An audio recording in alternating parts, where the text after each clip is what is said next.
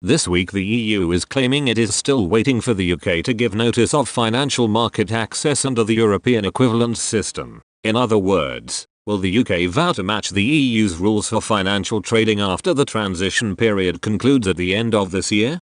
The EU is up to its old tricks again, by tapping into the Remain-biased institutions in the capital, and more specifically the city it is trying to leverage pressure on Downing Street in the final phase of the Brexit negotiations. If you ask me, this is blackmail. Plain and simple. It is a shameful attempt to leverage Brexit talks to try and coerce London's financial powerhouses to relocate to Europe.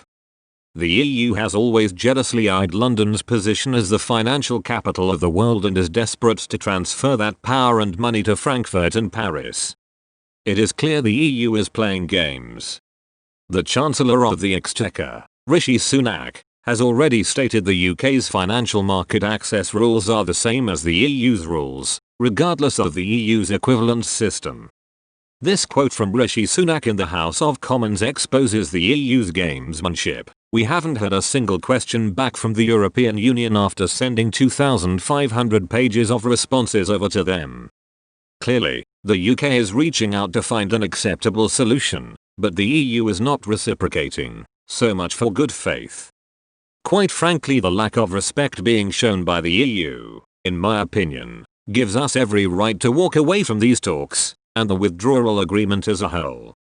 There is even a suggestion by former European Commissioner for Financial Services, Valdis Dombrovskis, that the EU does not have the legal mechanisms in place to grant equivalence to the UK right now, as they are implementing a new system. Meaning once again these demands are all for show in an attempt to force the UK into surrendering in other areas of negotiations. The extent of commitments being demanded from the UK have not been expected in any other trade deal the EU has signed.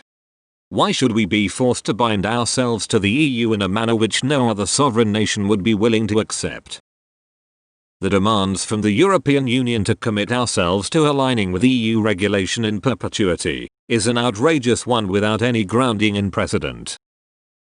It's clear the government is prepared to show goodwill to the EU. However, legal commitments of continued alignment are a step too far.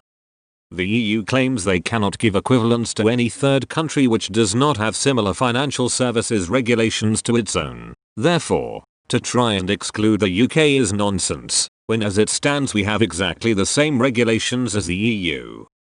In fact, since the United Kingdom joined the European Economic Community, which would become the EU, in 1973, we have been at the forefront of financial services regulation, with EU member states forced to keep up with the standards London sets as a world leader.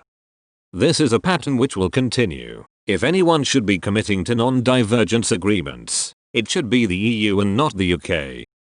For decades the EU has been trying to find a way to draw businesses out of London and promote financial hubs within the Eurozone. This is simply the latest attempt from the bureaucrats in Brussels to try and leverage Brexit talks to get their way. London is the financial capital of the world, and it will remain so after the transition period, regardless of what happens in the Brexit negotiations. The government need not bow down to the EU's pressure on this or any other matter.